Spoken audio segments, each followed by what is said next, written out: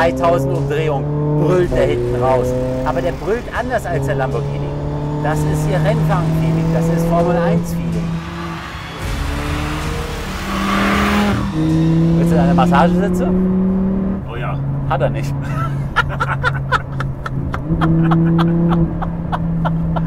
Oh Mann, ey.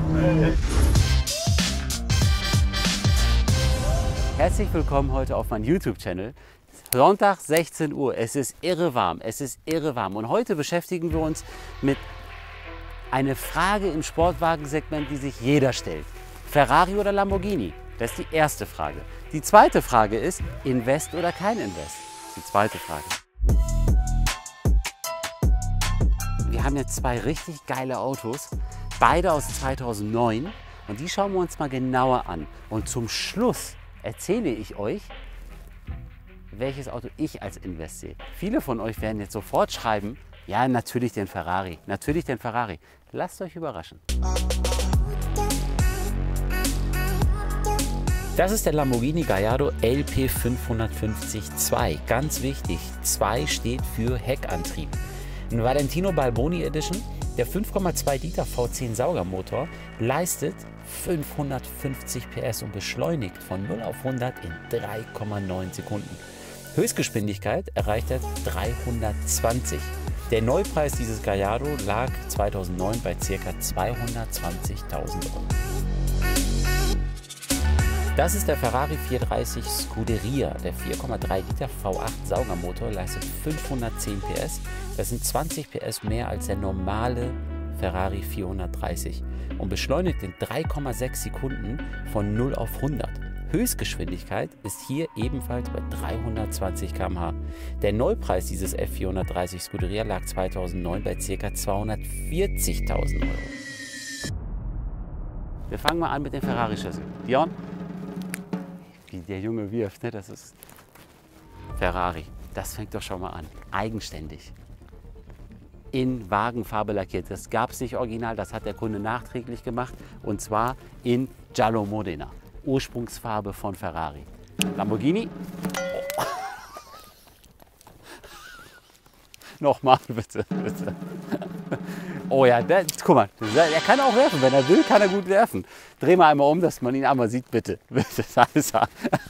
Ja, genau.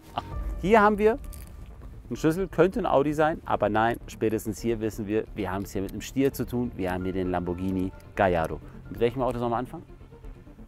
Lamborghini. Lamborghini. Bitte nie Lamborghini sagen. Das ist falsch. Es ist nicht die bezaubernde Genie. Es ist Lamborghini. So, jetzt genug geklugscheißert? Kommt mal mit. So, der Lamborghini. Das ist der Gallardo. Es ist nicht der normale Gallardo. Es ist der Gallardo Valentino Balboni Edition. Limitiert auf 250 Autos.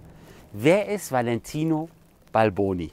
Da bin ich echt gespannt. Jetzt kommen die Kenner raus. Ihr habt jetzt gefühlt 120, 130 Sekunden, um die Kommentare reinzuschreiben, um zu sagen, wer ist Valentino Balboni? Wer ist so wichtig bei Lamborghini oder so eine wichtige Persönlichkeit, der sagen kann, bringt ein Auto raus, limitiert auf 250 Stück, so wie ich das möchte. Und jetzt kommt's. Die Streifen, die ihr hier seht, zwei verschiedene Farben. Schwarz Metallic, aber pur Metallic. Guck mal einmal hier rauf, bitte. Das ist Wahnsinn, wie das hier glänzt. Seht ihr die Metallic-Partikel? Siehst du das? Siehst du, ne? So, und dann weiß Uni. Und jetzt in dem Falle in Gelb. Gelb war ja die Ursprungsfarbe von Ferrari. Die Ursprungsfarbe von Lamborghini war, richtig, Rot. Aber die Zeiten haben sich dann geändert. Mitte 80er, Anfang 80er. So, was zeichnet den Balboni aus? Limitiert auf 250 Autos. Dann hat der Valentino Balboni gesagt, wisst ihr was, ihr baut nur Allrad. Ich möchte aber nur einen Heckantrieb haben.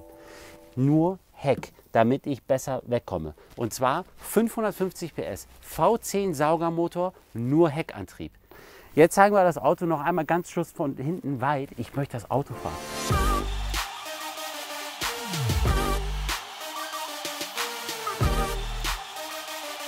Das A und O, meine transparente Motorhaube. Das finde ich geil. Transparente Motorhaube, wo du deinen V10 Heckmotor richtig geil sehen kannst.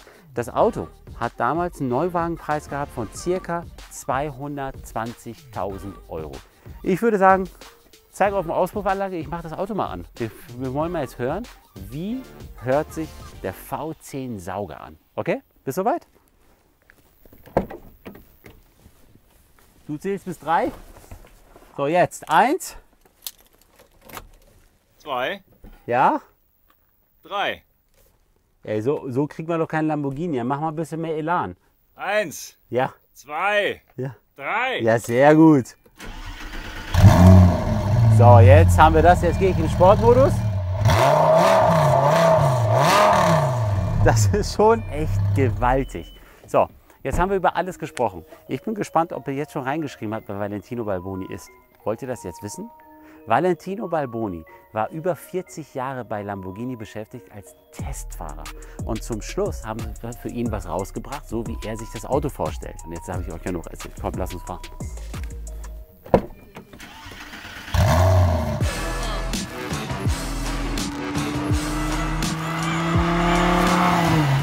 Wir gehen jetzt in Sportmodus.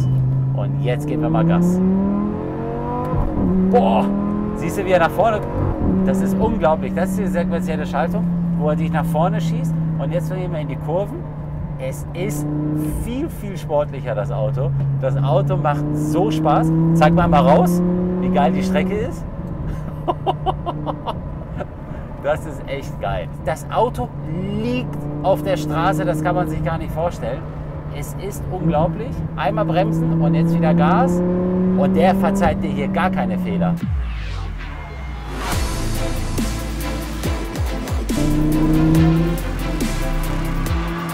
Das Auto hat einen Sound, das könnt ihr euch nicht vorstellen. Der brüllt hinten, der brüllt, der marschiert nach vorne. Das ist unglaublich. Es ist einfach der Hammer. Es ist einfach der Hammer. Willst du deine Massagesitze? Hat er oder was? Willst du oder willst du nicht? Oh ja. Hat er nicht.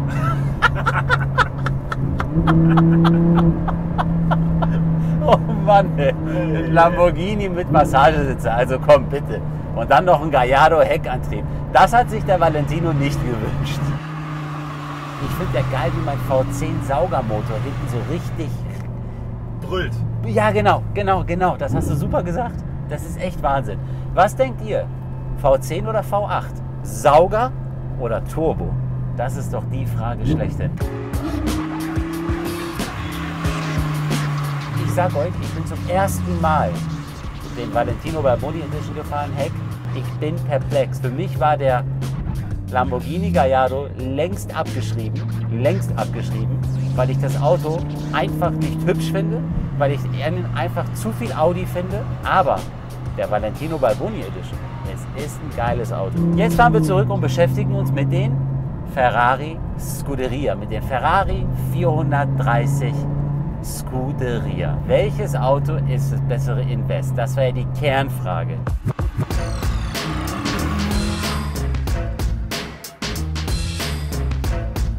Der 430 Scuderia, 20 PS mehr als der normale F430 und dann noch Leichtbauversion. Das Auto hat einen Basispreis gehabt, da ist Ferrari richtig durchgedreht, weil damals konnte Ferrari machen, was sie wollten. Die haben die Autos alle verkauft. Die haben dann auf einmal den Basispreis auf 204.000 Euro erhöht. Das ist ganz schön krass. Und so wie das Auto hier steht, kostet das Auto ca. 240.000 Euro. Das A und O bei Scuderia. Es ist einfach so, da hat jeder Kunde raus gelernt, das geht bis heute sogar bis in den Pista rein. Ein Scuderia mit Streifen, lackiert, okay, lässt sich viel, viel schneller verkaufen als ein Scuderia ohne Streifen. Ein Scuderia ohne Streifen ist natürlich viel mehr Understatement. Das Auto ist steriler, das Auto ist halt flüssiger. Aber diese Streifen, ein Muss bei Scuderia, haben damals, sage und schreibe, ca. 8.000 Euro Aufpreis gehabt. Aber das hat sich definitiv für jeden, der sich für die Streifen entschieden hat, hat sich gelohnt, weil das Auto lässt sich jetzt auch viel einfacher verkaufen. Hier kommen wir noch dazu. Komm mal hier rein bitte einmal. Damals hat Ferrari sogar angefangen, im Lichtbereich mit Carbon zu arbeiten. Das war ein Aufpreis. Dann haben wir hier die Carbon-Lippe. das war auch ein Aufpreis.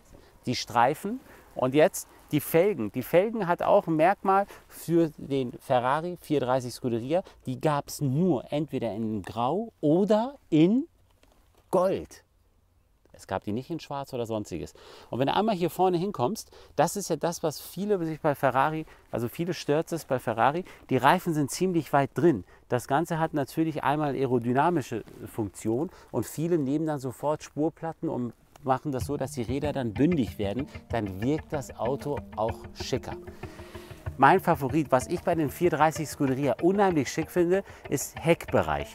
Wenn ihr euch das anschaut, komm mal einmal hierher bitte und geh mal runter. Allein die Lampen, also mega, so klein wie möglich gehalten, sportlich, dann hier mit Carbon verarbeitet, alles schön, das ist alles Carbon.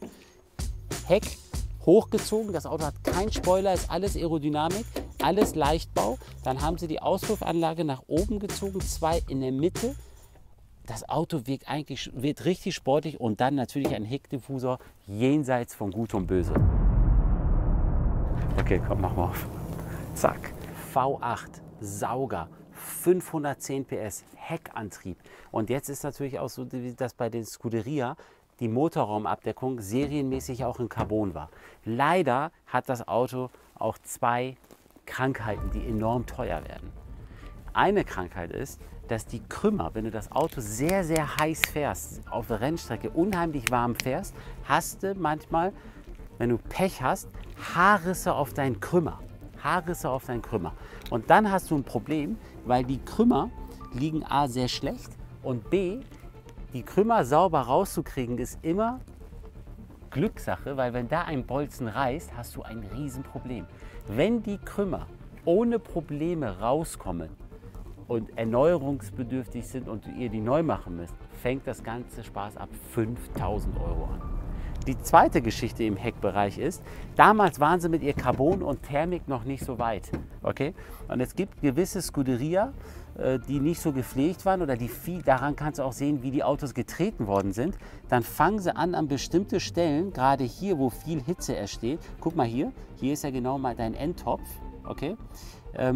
Wird das so gelb, weil es wurde einfach zu warm und dann wird es so gelb, dann ist es nicht mehr so schön. Das sind die beiden Krankheiten im Heckbereich. Soundcheck? Ja? Unbedingt. Bist du dabei? Klar.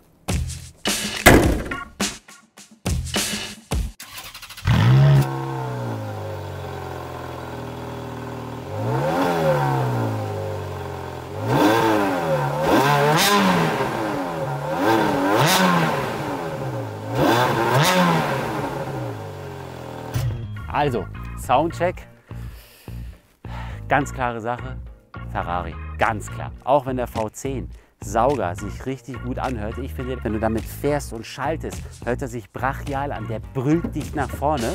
Aber hier habe ich sofort Rennfeeling. Und keine Sorge, bitte keine Kommentare, die Autos haben beide ihre Temperaturen erreicht, sonst hätte ich nicht Gas gegeben. Jetzt gehen wir rein und jetzt fahren wir. So, jetzt geht's los. Ist immer ein Grinsen im Gesicht, wenn ich für Ferrari fahre.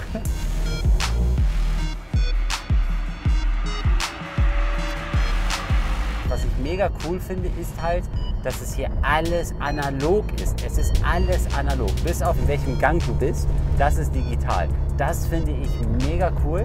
Und jeder Scuderia-Fahrer weiß, du musst dich daran gewöhnen, du musst das ganz schnell erkennen, das Auto klappert halt.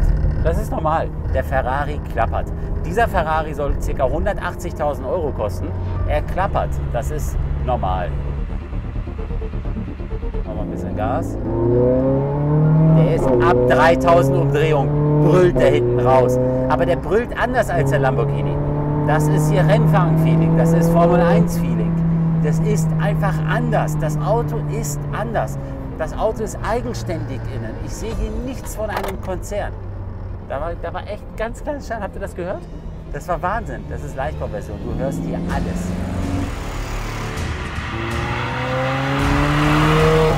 Alleine wenn du so Gas gibst und wie er dann Luft nimmt. Das ist geil. Das ist einfach nur geil. So, jetzt haben wir nur noch 2 Balken. Zum ersten Mal, dass ich mit einem Sportwagen ohne Sprit stehen geblieben bin. Oberpeinlich. Oberpeinlich. Ist mir mit einem 430 Scuderia passiert 2012. Der hatte noch 3 Balken. Da habe ich gesagt, komm, die 40 Kilometer, die schaffst du. Dann bin ich auch genauso wie jetzt im Sportmodus. Danach bin ich in Race-Modus gegangen. Ja, und dann hat das Auto angefangen zu stottern. Und dann war vorbei. War Schluss mit lustig. Wir gehen mal jetzt in Race-Modus. Zack, haben wir gehört. Zack, warte mal, nochmal. Zack. Jetzt sind wir im Race-Modus. Jetzt können wir wieder ein bisschen Gas geben. Das ist einfach geil. Das ist Wahnsinn. Zeig mal raus bitte. Guckt euch mal diese Kurve an. Ich fahre hier ganz easy. Das ist unfassbar, wie geil das Auto nach vorne marschiert. Das ist echt geil. Das macht einfach Spaß. Das Auto macht Spaß und das ist geil. Das ist geil. So, was habe ich eben vom Sprit erzählt? Und zack, haben wir einen Balken verloren. Wir haben nur noch 2 Balken. Ich gehe ganz schnell wieder im Sportmodus. Wir beruhigen uns jetzt alle wieder.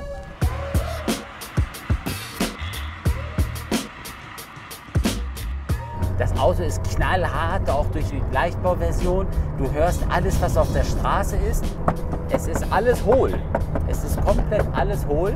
Meine Sitze, ich sitze hier drin wie eine 1. Ich kann kein Millimeter mehr nach rechts und links. Es macht einfach Spaß. Der Scuderia, da konntest du sogar den Radio, also du musstest immer Radio bezahlen, aber du konntest es abbestellen. Ist das nicht geil? Du musst ein Radio bezahlen. Aber wenn du keinen Bock auf Radio hattest, konntest du einfach sagen, ciao, mache ich nicht. Hier hast du auch kein Gedöns, nix. F1, Formel 1, F1 Schaltung, rückwärts. Wenn du dich hier vertippst, wenn du manuell gehst, hier wieder auf Automatik. Und hier natürlich LC für Launch Control. Und alles weitere hast du hier auch. Eine typische Krankheit bei den 430er war so, du hast keinen Finger mehr frei, ne? Pack mal einmal hier rauf. Kannst du? Was fühlst du da?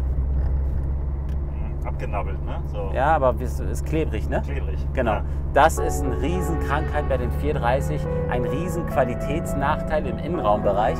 Sobald die Autos ein entsprechendes Alter erreichen, das haben sie schon nach 3, 4 Jahren gehabt, und das Auto ein bisschen Sonne abbekommt, werden die ganzen Tasten, die ganzen Bedienelemente so klebrig, als ob da Schmutz drauf ist oder Kleber. Es ist echt ätzend. Was sagt ihr, wenn ihr das jetzt mit den Gallardo vergleicht? Welche Innenausstattung gefällt euch besser?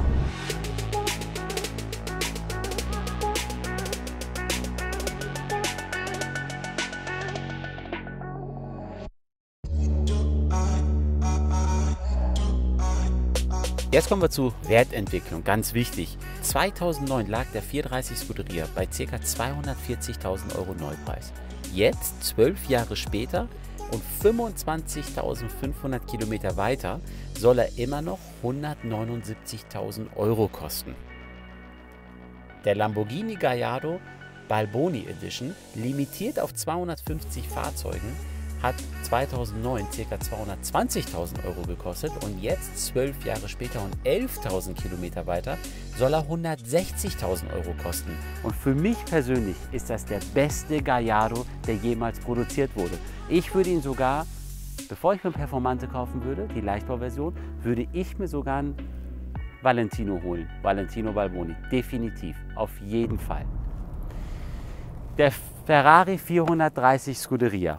Ja, es sind halt Fakten, die nur für dieses Auto sprechen. Das Auto ist ca. 20.000 Euro teurer.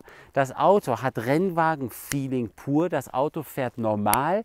Bis auf die 4-Punkt-Gurte kannst du das Auto echt im Alltag ganz normal benutzen, wenn du ganz normal damit fährst. Das ist für mich der letzte richtige Ferrari. Und dann noch als Scuderia, dann noch in Gelb, dann noch genauso wie er aufgebaut ist das Auto für mich definitiv der bessere Invest.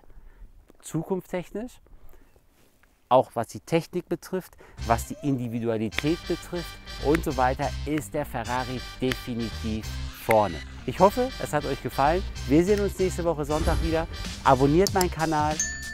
Like wäre natürlich mega und schreibt mir Kommentare. Das ist das Wichtigste für mich. Schreibt mir Kommentare, beantwortet mir die Fragen. Wir sehen uns nächste Woche Sonntag. Ciao. Finito de musico.